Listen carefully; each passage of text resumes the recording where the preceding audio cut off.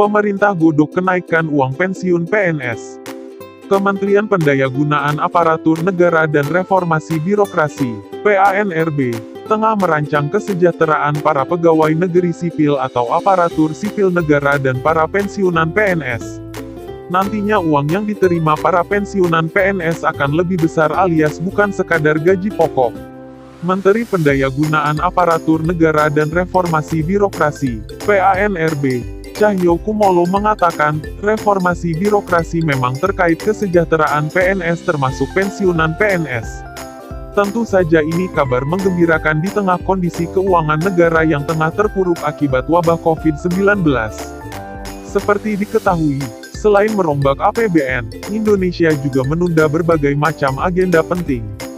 CPNS 2019 hingga kini masih terkendala akibat pandemi COVID-19, belum lagi isu pemberhentian 1,6 juta PNS pada Desember tahun 2020 nanti. Sudah ditata mekanismenya dengan baik, ungkap dia pada Rabu, tanggal 8 Juli tahun 2020, dikutip dari kontan.co.id. Meski demikian, Cahyo belum bisa memastikan soal kenaikan uang pensiunan PNS bisa direalisasikan. Harapan saya juga demikian, soal kesejahteraan. Tetapi kita harus lihat kemampuan anggaran juga, ibu dia. Dia juga belum berani memastikan kapan pastinya akan ada kenaikan. Soal kapan ya mari kita berusaha dan berdoa. Semoga pertumbuhan ekonomi ke depan semakin membaik dan saya belum berani memastikan kapan terrealisasi, ujar dia. Sebelumnya, pemerintah memang sudah lama berniat mengubah skema dana pensiun bagi pegawai negeri sipil PNS. Namun ternyata hingga kini belum juga kelar. Saat ini statusnya masih dalam kajian. Rencananya, perubahan skema dana pensiun tersebut akan diatur dalam peraturan pemerintah (PP). Namun pembahasan masih dilakukan oleh sejumlah kementerian. Perubahan masih akan dibicarakan lintas kementerian, ujar Direktur Jenderal Anggaran Kementerian Keuangan Askolani, Abdul Basit. Hal senada juga disampaikan oleh Badan Kepegawaian Negara, BKN. Kajian tersebut dalam rangka mengubah skema dana pensiun dari pay as you go menjadi fully funded. Nah, pembayaran dana pensiun itu akan berasal dari iuran antara pemerintah dengan PNS tersebut. Besarannya bisa ditentukan dan disesuaikan berdasarkan jumlah gaji PNS setiap bulannya, terangkit Kepala Biro Humas BKN Paryono. Meski begitu hal tersebut masih menunggu selesainya PP. Sebelumnya, skema fully funded diharapkan dapat terrealisasi pada tahun 2020. Saat ini dana pensiun masih menggunakan skema pay as you go. Hal itu dalam artian pembayaran dana pensiun hanya berasal dari anggaran pendapatan dan belanja negara (APBN). Sebelumnya, pemerintah menargetkan skema dana pensiun PNS menggunakan fully funded itu bisa digunakan pada tahun 2020. Fully funded merupakan skema pembayaran penuh yang berasal dari iuran antara pemerintah dengan PNS yang pensiun. Dengan skema ini, dana pensiun yang diterima ASN akan lebih besar dari yang saat ini, sehingga bisa menurunkan beban APBN. Mengacu catatan Kementerian Pendayagunaan Aparatur Negara dan Reformasi Birokrasi, dengan skema fully funded, maka dana pensiun yang diterima aparatur sipil negara, ASN, kalangan eselon I bisa mencapai Rp 20 juta per bulan. Jumlah itu jelas melonjak dibandingkan dengan realisasi saat ini yang hanya sebesar Rp 4,5 juta Rp 5 juta. Kabar perampingan jumlah PNS. Kabar buruk bagi aparatur sipil negara atau pegawai negeri sipil ini pun semakin menjadi kenyataan. Disebutkan bahwa kurang lebih dari 20% atau 1,6 juta ASN di Indonesia bisa saja terancam diberhentikan. Pasalnya, Menpar Cahyokumolo bakal melakukan reformasi birokrasi di lingkup aparatur sipil negara (ASN).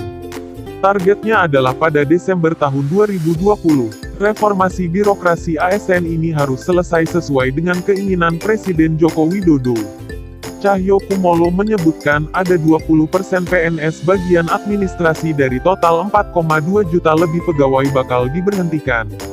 Sebanyak 20% pegawai tersebut dinilai tidak produktif dalam bekerja. Namun, tetap saja, bagi dirinya, memberhentikan PNS tidaklah mudah. Kita nggak bisa Memberhentikan 1,6 juta tenaga yang dianggap tanda petik ini tenaga administrasi yang mungkin 20% tidak produktif itu enggak bisa, katanya dalam penyampaian rapat dengar pendapat, RDP, dengan Komisi 2 DPR RI, Senin, tanggal 6 Juli tahun 2020. Meski sulit dalam Peraturan Badan Kepegawaian Negara, BKN, Nomor 3 Tahun 2020 yang telah disahkan pada tanggal 8 April lalu telah diatur tentang pemberhentian pegawai bagi yang tidak produktif.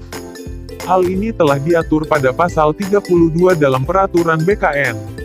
PNS yang tidak memenuhi target kinerja diberhentikan dengan hormat tidak atas permintaan sendiri sebagai PNS, demikian isi aturan tersebut. Target kinerja yang dimaksud pada pasal 32 ayat 1 ini dituangkan dalam sasaran kinerja pegawai, SKP, dan akan dilakukan penilaian kinerja setiap tahunnya. Adapun penilaian kinerja ASN atau PNS dinyatakan dengan angka dan sebutan atau predikat sebagai berikut. Sangat baik, apabila PNS memiliki nilai dengan angka kurang dari, sama dengan 110 sampai angka kurang dari, sama dengan 120 dan menciptakan ide baru dan, atau cara baru dalam peningkatan kinerja yang memberi manfaat bagi organisasi atau negara. Baik apabila PNS memiliki nilai dengan angka lebih dari 90 sampai angka kurang dari, sama dengan 120. Cukup apabila PNS memiliki nilai dengan angka lebih dari 70 sampai angka sama dengan 90. Kurang, apabila PNS memiliki nilai dengan angka lebih dari 50 sampai angka sama dengan 70. Sangat kurang, apabila PNS memiliki nilai dengan angka kurang dari 50. Regulasi itu menjelaskan, selama 6 bulan PNS tersebut diberi kesempatan memperbaiki kinerja. Namun, jika tidak ada perubahan setelah masa yang diberikan maka harus melakukan uji kompetensi ulang. Pasal 32 berbunyi, PNS tersebut diberikan kesempatan selama 6 bulan untuk memperbaiki kinerja. Dalam hal PNS tidak menunjukkan perbaikan kinerja sebagaimana dimaksud pada huruf A, maka PNS yang bersangkutan harus mengikuti uji kompetensi kembali. Bila setelah mengikuti uji kompetensi PNS tersebut justru tak memenuhi standar kompetensi jabatan, dapat dipindahkan pada jabatan lain yang sesuai dengan kompetensi yang dimiliki atau ditempatkan pada jabatan yang lebih rendah sesuai dengan ketentuan peraturan perundang-undangan. Dalam hal tidak tersedia jabatan lain yang sesuai dengan kompetensi yang dimiliki atau jabatan lebih rendah yang lowong sebagaimana dimaksud pada huruf C, PNS ditempatkan sementara pada jabatan tertentu dalam waktu paling lama 1 tahun. Jelas peraturan BKN itu.